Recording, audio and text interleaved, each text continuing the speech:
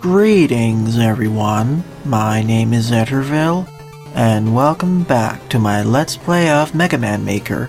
During the last part, I covered 8 Viewer-Submitted levels, so in this part, I'll cover at least 5 or 6 more Viewer-Submitted levels, starting out with this one. Time Man's Fortress by Panta35 with 7 plays and a score of 1. So let's see what this level has to offer. Hopefully I won't have any more of the precision-based challenge levels like I had in the previous 2 parts. That way there won't be as many jump cuts, but knowing my luck there will be at least 1 or 2 of them. But we'll see. Oh neat, we actually have the 8-bit musical remix of Powered Up's intro stage theme. I never heard this before in the engine or in an actual level, so it's neat to see. It seems like it's combined with Time Man's team in some ways. It makes sense because we're accessing Time Man's fortress. We have a whole bunch of special weapons, a combination of the old ones and the new ones. And we have charge shot and sliding. Not to mention we also have the picket men. From the looks of it, this will be a traditional level, but we'll have to see in a moment. Oh, and as always, if you want one of your levels to be featured in a part like this one, please leave the name and level ID in the comment section below, or direct message me on Twitter. And as always, the full disclaimer of this entire LP series is linked in the description below, as well as the timestamps for every video. Well, at least the enemies are being introduced in a relatively fair enough fashion. Although the killer bullets, the wave of killer bullets there was kind of more of a surprise. Wasn't too bad though. Oh yeah, I probably should be using the oil slider more because of how fun it is. Whoa, because you can do stuff like that and... well, too bad I lost the E-tank. It's not too much of a loss though. We're getting assaulted by tackle fires now.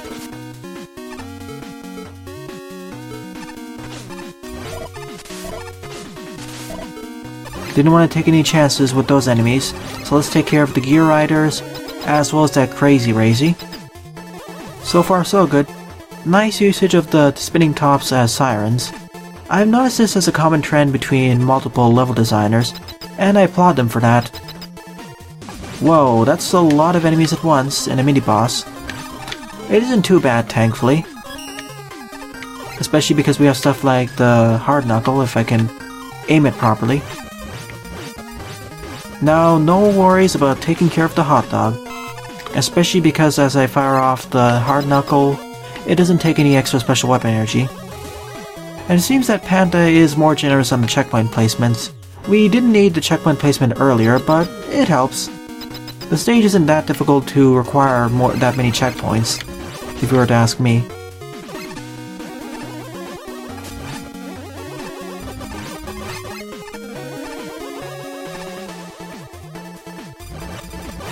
Take care of the Rabots. Almost made it. I was getting worried about getting hit by all the batons. Now take care of the Mecha Kuro, or Hopper as I keep calling them. Hopper just sounds like a better term other than the Mecha Kuro.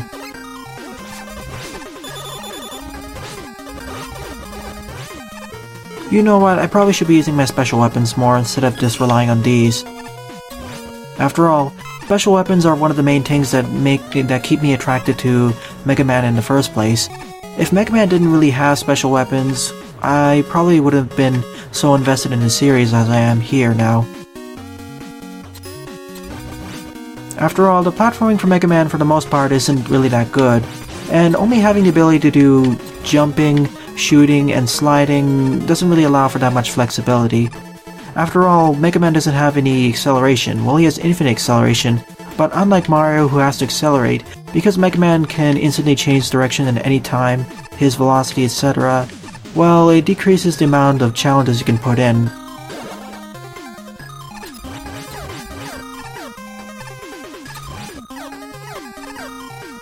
Let me see what's down here.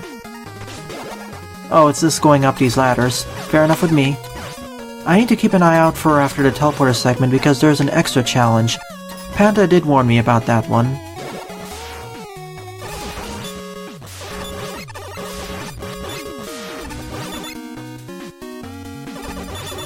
If only I could switch over from the needle cutter to another weapon and it would keep the needles. That would make it super useful. At least I can do stuff like this and avoid the boss fight entirely. Yep. Easy peasy. And because I don't have access to an E-tank, well, I skipped one by accident, I'll just use the restart from checkpoint. Not having to worry about extra lives really liberates me to use a lot more crazy tactics in Mega Maker. That's for sure.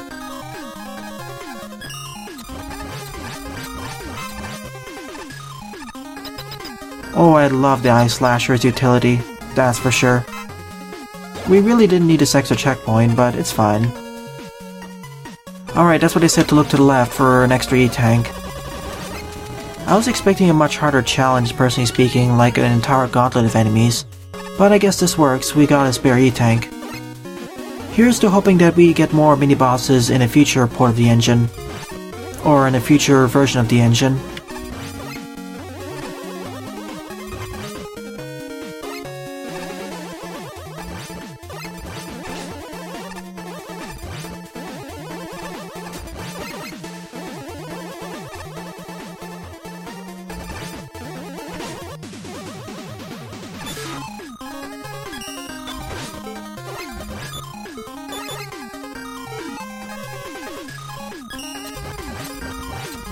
I could use the oil slider and play it a lot more risky, but I don't want to take any chances.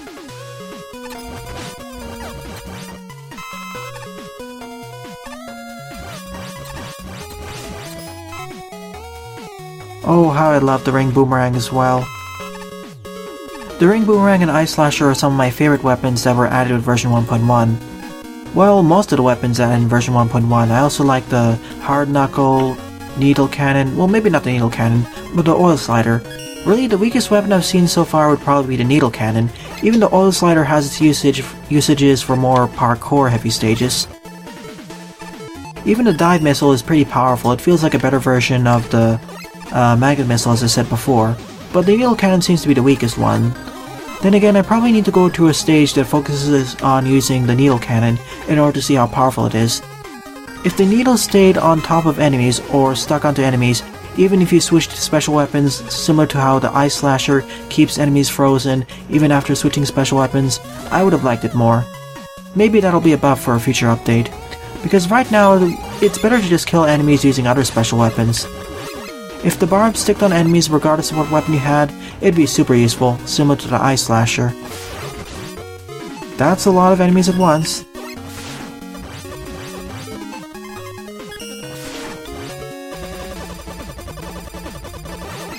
I just wanted to showcase how many enemies there were here.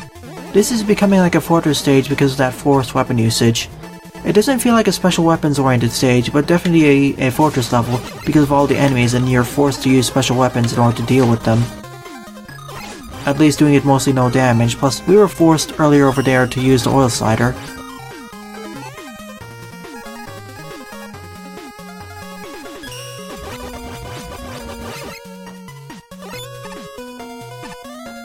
Now we have a harder version of this earlier challenge. Once again, I don't know what to feel about the fact that the tackle fires are immune to my shots when they're going upwards. I would prefer if the tackle fires were always vulnerable to my attacks, regardless of when they're going up or falling down.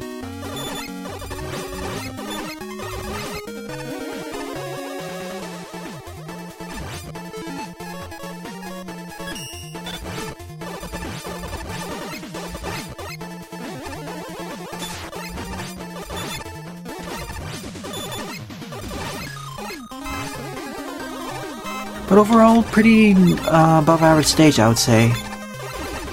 This is a 6 out of 10 for me because even though it's fairly well designed, I would like to see a bit more creativity and fun put into it. It's, well, 6 to 6.5 if you were to ask me. If this was before part 50, I would give this a 7 easily, but as I said, I'm going to be harsher on more levels in general, or most levels in general, so 6 to 6.5 for me. At least the challenges are being varied up. This stage really feels like a combination of multiple enemy gauntlets at once, and it heavily incentivizes you to use special weapons.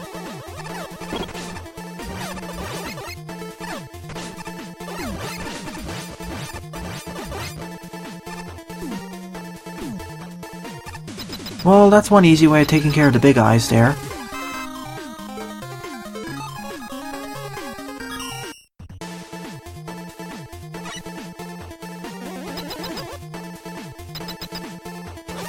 Every single local that we go out of each boss corridor or in each boss corridor feels like a different set of enemy gauntlets with different enemies.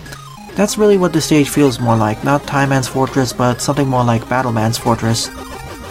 And it feels like we're getting into tougher and tougher configurations of earlier gimmicks, because I remember this earlier platforming segment with fighting all the big toads or big frogs. But now we have a more difficult variation because of all the terrain. At the very least, we have access to the charge kick in order to make this a bit easier. Otherwise, this could become a lot more dangerous.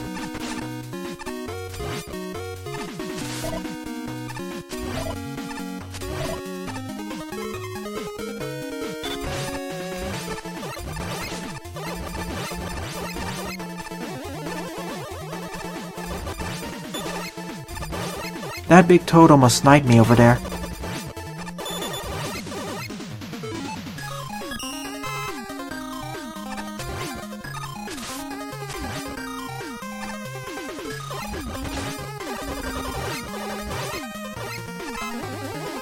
Oh neat, we also have the Crabbots, which are a lot easier to deal with compared to Mega Man 2 because we have access to the Charge Shot, which can easily decimate them in one shot, plus can hit them from below. In Mega Man 2 you couldn't hit them as you can see here, but because of access to Charge Shots, I can now hit them below without using special weapons. So they're a lot easier. Does that mean I'll have to use all those special weapons and have to memorize it? Oh. It is. Well, unlike Brickman's stage, Hidden Treasures of the Snake King, at least there's a counter above showcasing what is the correct route if you're taking the right route.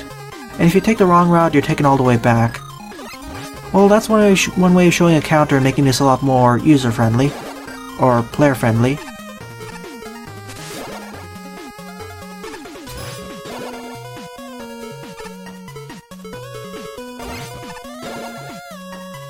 I'm getting super lucky because I forgot to memorize that pattern. Nope, got it wrong this time.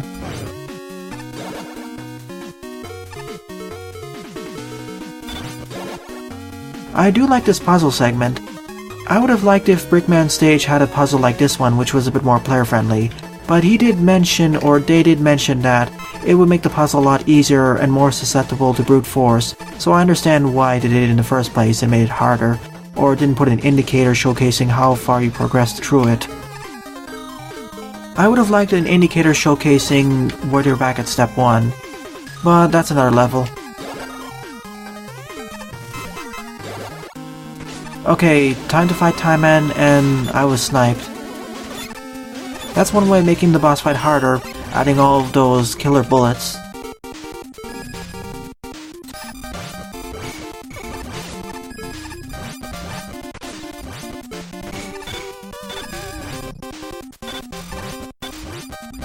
It's Eye Slasher. Usually I've seen is the Ring Boomerang, but it's the Eye Slasher.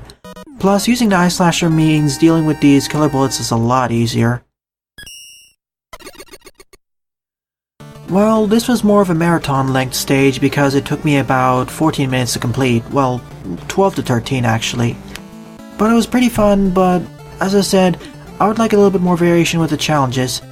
At the very least, there was a nice steady difficulty progression, nice challenges overall, at least above average, and I did like how the later versions of the challenges were more difficult variations of the earlier ones. We saw that with the Hotheads and Potons, the Croakers, as well as the Hammer Joes.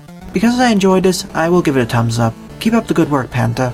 Second on the lineup is Pick Your Poison by FenixStar, with 77 plays and a score of 22. Which is quite impressive because this level was only uploaded a day ago, so I guess this is on the trending list. And the level author did mention that they've watched several of my LPs of Mega Man Maker and followed my advice on what I look for in levels. So it has 3 different pathways, 1 beginner, and 2 more for intermediate players. Hence the name of the level. So I will go through the stage at least 3 times. Also, this is a special weapons oriented stage because we only have access to special weapons, not the Mega Buster. Let's go to the left and see what it has to offer. Okay, we start with Pukapellis, and we immediately enter a fortress. That's a quick entrance for a checkpoint, but I guess this is to allow us to be stuck on this pathway. Normally these screw bombers and the cannons, or the techs, I forget the name now, they're a lot harder to deal with because of our lack of being able to fire diagonally or directly upwards. But I have Metal Blade now, so it's a lot easier. I probably should have taken the upper route. Let me take the upper route. I'll take the uppermost route, and then I'll take the medium route here, or middle route. Oh, you need access to special weapons though. I'll go for it anyway because I need to play through the stage multiple times. I guess I'll call this the first pathway, although I get the feeling that this is designed for intermediate players, and the one I skipped is for the actual beginner players.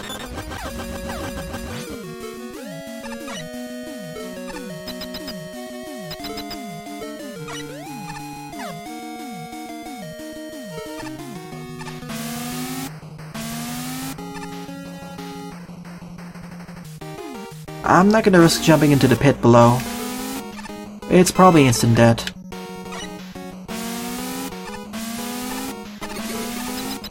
Judging by the fact I can't climb down the ladder. Whoa. That was a little bit surprising. Thankfully this Yoku Block segment isn't that bad. Oh, and there's the lower path that I skipped, or didn't take.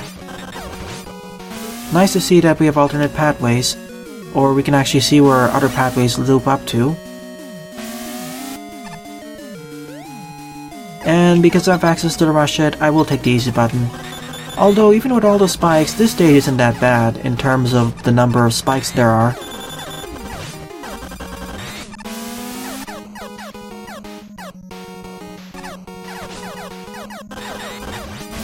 For some reason in my controller, the game didn't accept my up plus shoot controller input. One thing I've noticed is that this level author is super generous in terms of the checkpoint placement. We don't need that many checkpoints, but I'm not really complaining. Whoops! I forgot that the wind tornado or windstorm can boost me up like there. But as I mentioned before, it's a little bit inconsistent when it happens.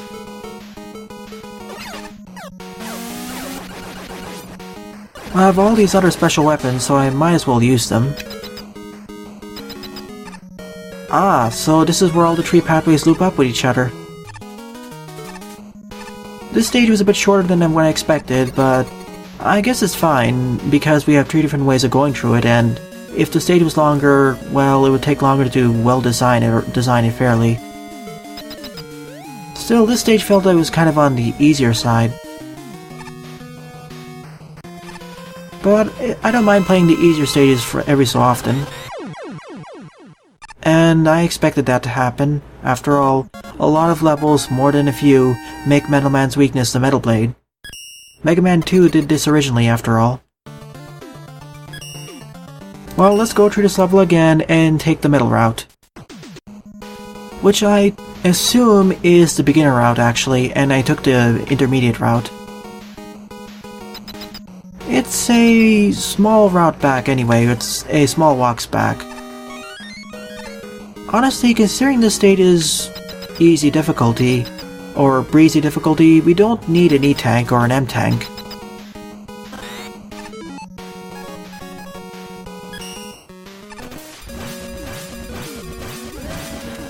At least give the Magnet Missile some time to shine, as well as other special weapons. Wait a minute.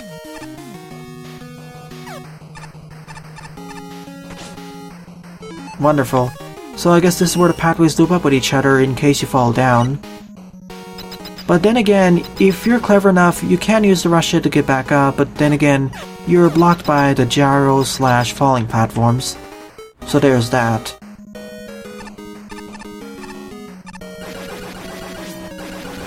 This hot dog has a huge blind spot right in front of it.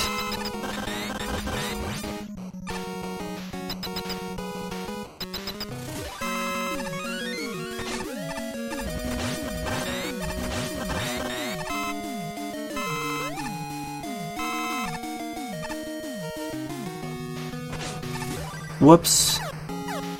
Let's try this without climbing down the ladder this time, shall we? Because falling down the ladder forces me onto the lower pathway. This definitely feels like the easiest pathway because we're not forced to use special weapons in order to get across. We can just use the metal blade and get by our own way. Whereas the upper pathway required usage of the charge kick in some areas. Or rather the rush coil. I see, this is where it loops up, so let's restart the stage. This time, let's take the lower route and see what it has to offer.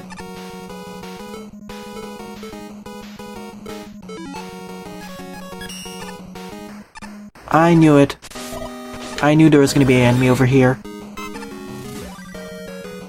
If there's another thing I noticed about this stage, other than the easy difficulty, it's the fact that, well, there's an abundance of checkpoints.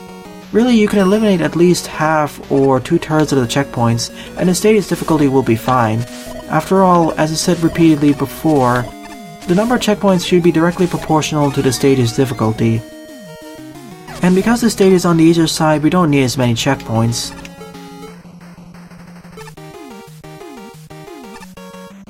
Well, might as well just use a skull barrier instead. I could have just used a rush jet, but I at least wanted to give the skull barrier some time to shine.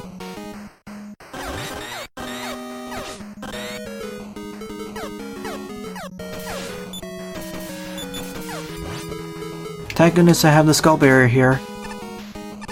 No more worries. That jump was still a bit scary though.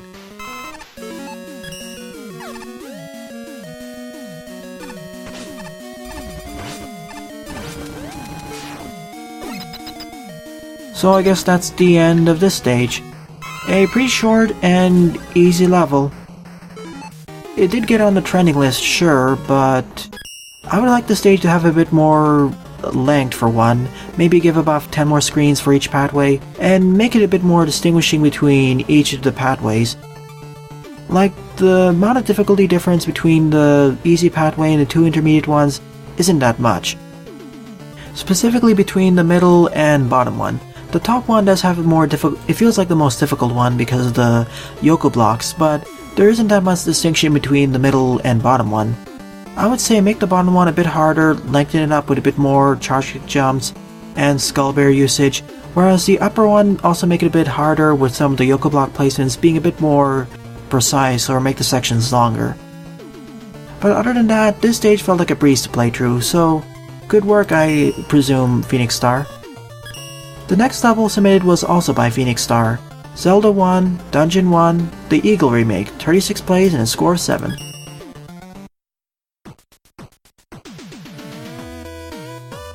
I would like to see what their future level designs will be based off my suggestions. Mine and other suggestions. Oh goody, it's going to be like the Zelda level. And we're going to have forced weapon usage. And unlike Zelda, which was overhead, we're now using it in a platforming segment. And we don't have a map either. No bombs either. That would be a perfect place for bombs, actually. At least we have infinite super jump.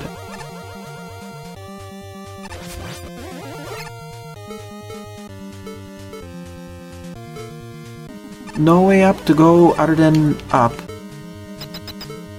I know, I sounded redundant over there.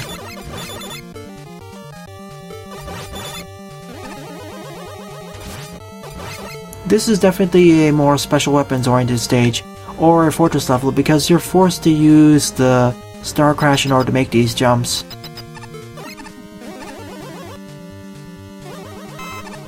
Alas, now we're going to different split pathways. And we have batons as replacement for keys. It's been quite a while since I played Zelda 1, so I'm not sure how accurate the dungeon's design will be relative to the original.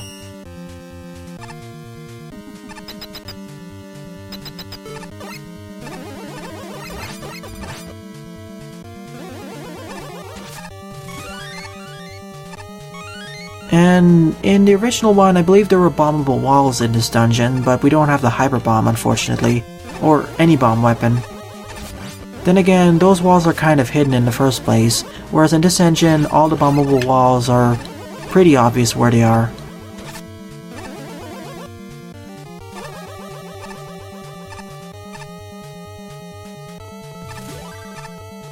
Plus, because we're playing in a platforming segment and it's a lot more spacious, a lot of these enemies are really easy to avoid.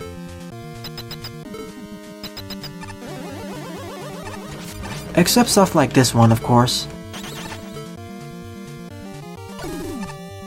Oh, let me see this. I really need to see the shine used more against the hot dogs because it can absolutely demolish them. And I believe this is where you either fight the boss, or maybe it was the previous room, or this is where you end the stage and collect the next piece of the Triforce.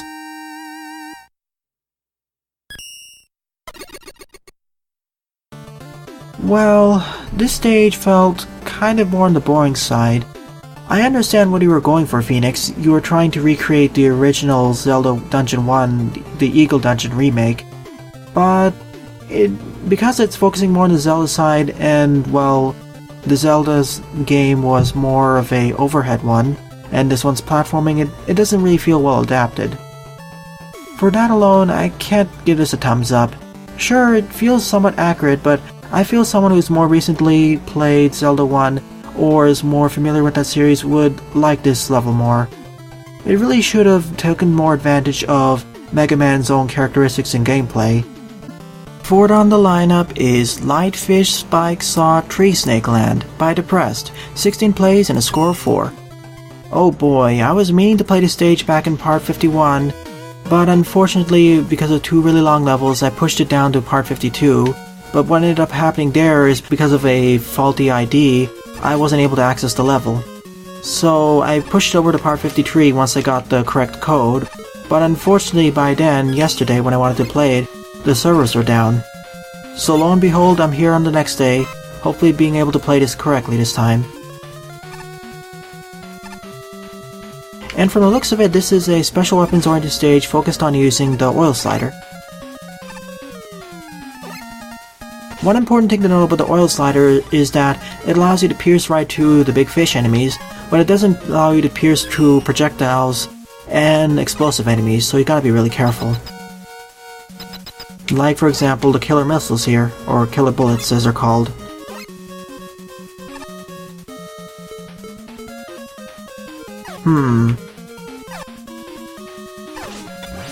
Almost made it, but it sniped me. That flying shell position is going to be kind of a problem because of how rapidly it fires, unfortunately.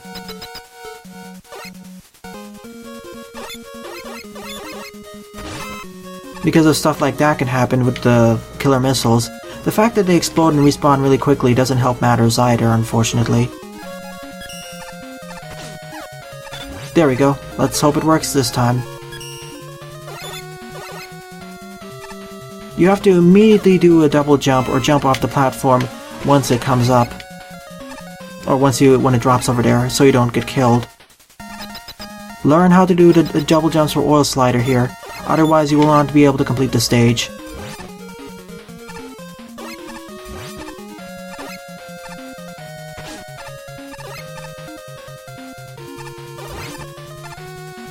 Oh, thank goodness there's no force beams here. But there are suddenly big fish enemies spawning from nowhere. I'm a bit worried because the double jumping in this engine with the oil slider can be a little bit on the finicky side.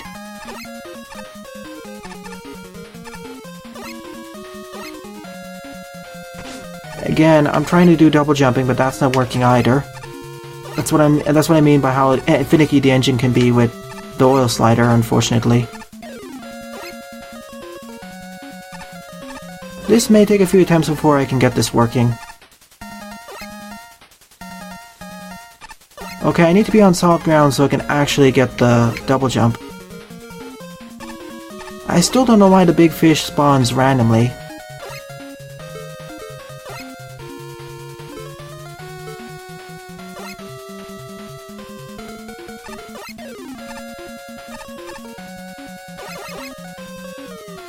Ah, there we go, and I still get sniped. The positioning of some enemies in the stage can be more on the annoying side, unfortunately, because stuff like that can happen, and how are you supposed to react to that?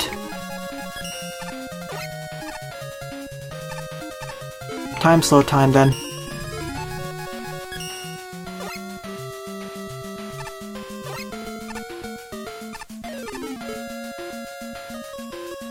Like I said, it's going to take a few attempts to do this correctly because of enemy positions being a bit more on the frustrating side.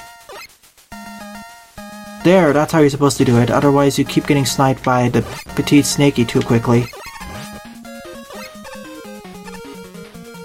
There we go, I really hope there's a checkpoint nearby, because otherwise this is...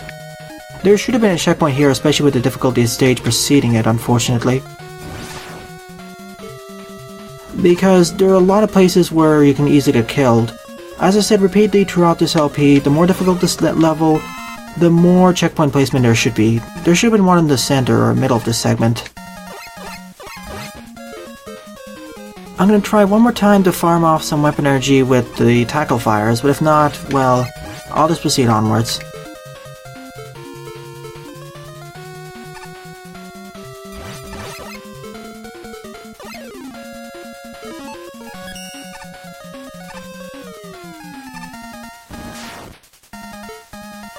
Didn't quite make the... oh.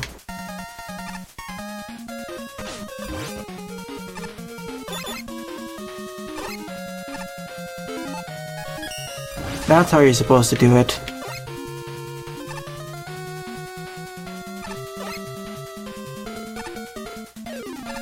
This is really scary, especially with my low health total. Thank you for the checkpoint here. But as I said, there should have been one before this. Which is a shame because this is an interesting special weapon / challenge level, though you need to be precise with your timing and positioning if you want to succeed. Thankfully you have stuff like the Eye Slasher and Time Slow to make this a little bit on the easier side. And there's always some weapon pickups at the checkpoints in case you run out, so you cannot get soft locked. Oh, M-Tank. I really need that M-Tank. Clever, I think you're supposed to do it the other way, but this way works too. Oh, wow.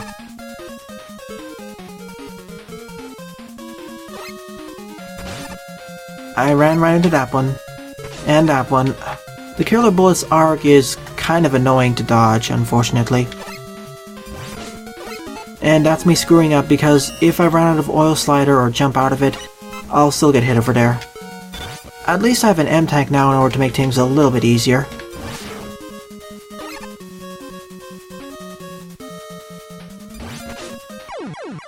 I still repeated the same mistake because I need to wait for the big fish enemy to despawn.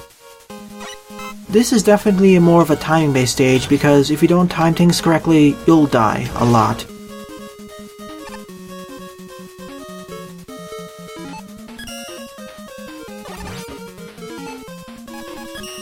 Okay, good.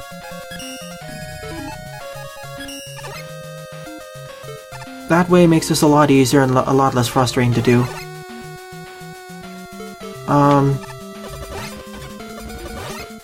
Well, at least the oil slider is a lot more damaging, making that segment a whole lot easier. Can I make this jump? Nope, Whoa, wait, you're supposed to make this jump.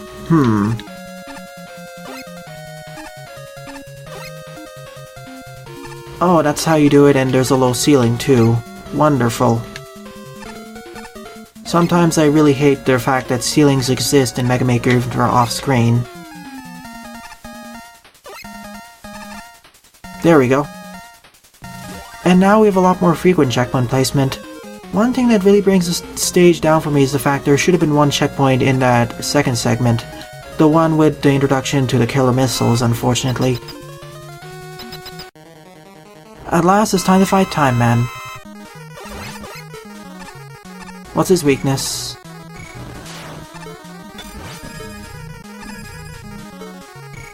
Probably during Boomerang. No? Nope, he's immune against everything. Well, he takes the same amount of damage, basically. Oh, wait a minute. But of course he takes more damage from the oil slider when I'm sliding on it. Makes sense. Plus I have access to the M-Tank if I really need to use it. Which I will utilize now. We really should have had the M-Tank in the first segment. Because, personally, I feel the first segment was a lot harder than the second segment in terms of the stage design. The one with the introduction to the Big Fish and the Killer Missiles. Well, the Killer Missile and Big Fish segment, basically.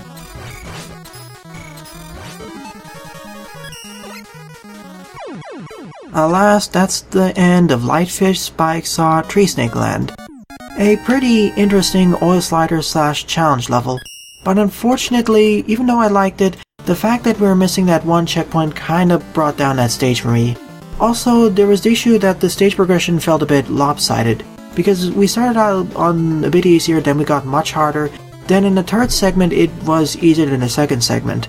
In fact, I would say that the final segment of the stage was easier than the second segment. It's due to the timing and positioning of the flying shells on the second screen of that segment, and also the fact that you didn't have another checkpoint in between. Really, my suggestion would be, as I repeatedly stated, put a checkpoint over there in between, and also reorder the challenges a little bit to make it a bit more of an even challenge progression. Otherwise, fair enough work, Depressed. Fifth and final level of this part is Robot Junkyard by Depressed, 14 plays and a score of 5. So let's see how this level fares in comparison to the previous stage, as they have the makings of a pretty nice special weapons oriented designer. Okay, and we start out with the needle cannon as our main weapon. I was waiting for one of those stages. Hyper Bomb, Dive Missile, Crash Bomber.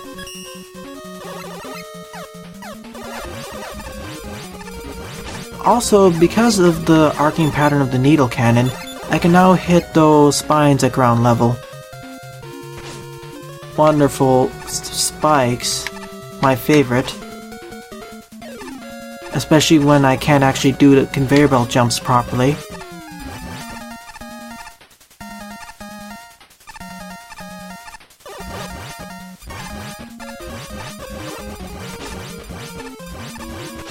This is one of those sets of challenges that I really don't like to do in Mega Man Maker.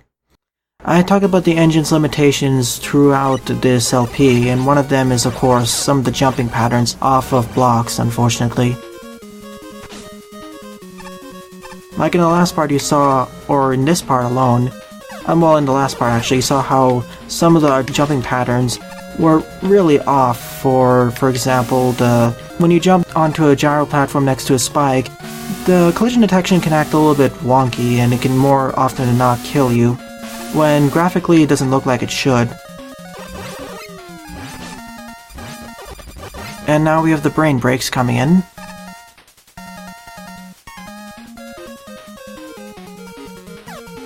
Gotta be a little bit careful so I don't get killed by the spines, of course. And we have good old Sniper Joe sniping us. Unfortunately, the needle cannon is kind of weaker than the Mega Buster here.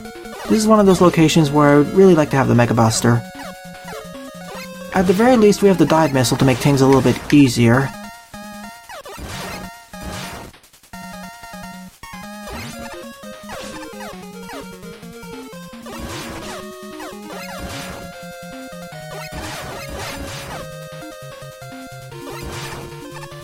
I think I should be utilizing the other bomb weapons more often because I shouldn't waste it. Good thing I destroyed the dive missile block from over here, otherwise I may have gotten stuck. Yeah, the needle cannon isn't that good of a main weapon, mainly because of its low damage, and the fact its damage over time isn't the best. As I mentioned in the previous few parts, if its damage over time properties maintain itself or the needle's still stuck onto the enemies, even if you switch special weapons, it'll be really useful. Similar to how the Ice Slasher's ice effects maintain themselves even if you switch special weapons.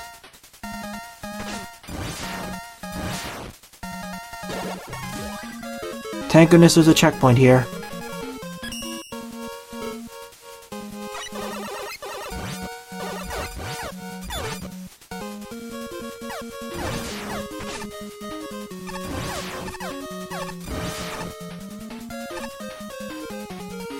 Oh no, not these segments. And there's no ability to slow down time either. Or freeze enemies. Down we go. Now I have a survival room with all of these killer missiles, or killer bullets. What makes this worse is of course the fact they infinitely respawn, and I have a pretty weak needle cannon to fight them with. As you can see here, each needle cannon shot only deals 0.5 worth of damage. This will cause problems with these enemies.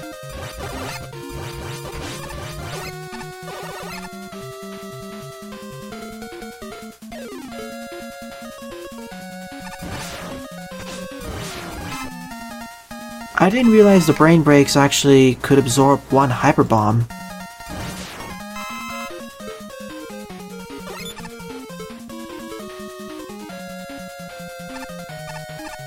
I'm going to have to do a damage boost here. I don't trust myself with those ceiling spikes.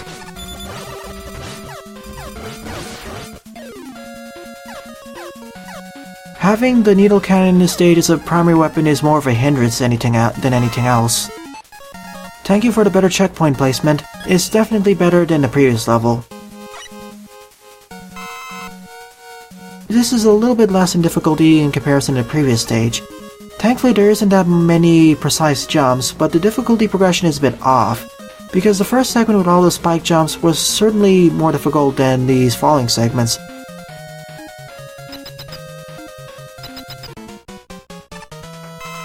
Time to fight the boss? Okay, Sparkman, we need to climb all our way upwards with all these killer bullets.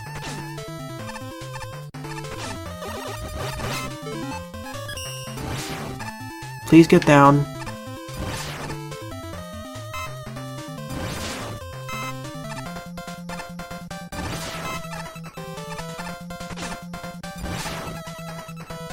How do I get up? Oh. I answered my own question. His weakness is a dive missile. Thank goodness I have weaponry to actually hit the enemy from afar. And because of these infinitely respawning killer missiles, I don't need to worry about running out low on weapon energy.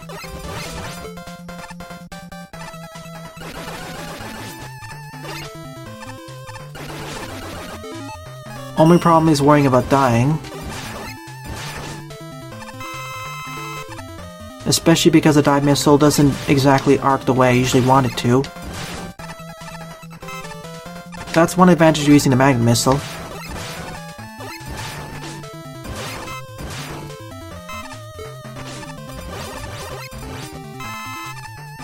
This is probably going to take a short while, but this is one way of making the boss fight a bit harder.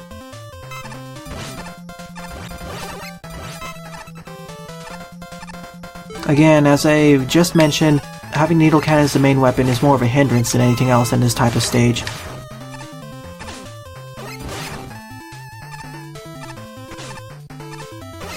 There we go, that was the end of Robot Junkyard.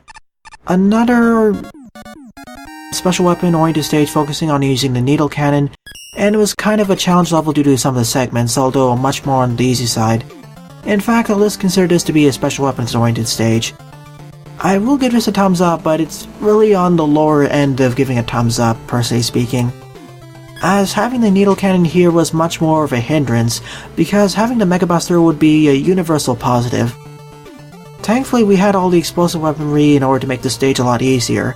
And the final boss fight against Sparkman, forcing you to use the dive missile, was pretty interesting. Definitely a more challenging way to fight Sparkman. This is one of the stages I would give a 5.5 or 6.0 out of 10, but still you're making good progress, especially in comparison to your previous stage. I would like to play some of your future special weapon oriented stages in future viewer submitted level parts. Well then, in summary, my favorite level of this part would be Time Man's Fortress. It was more of an enemy gauntlet-like stage, but it was still fun to go through. So in the next part, I'll be covering a bunch of levels on the most popular queue. Well then, thanks for watching and have a nice day. Toodles!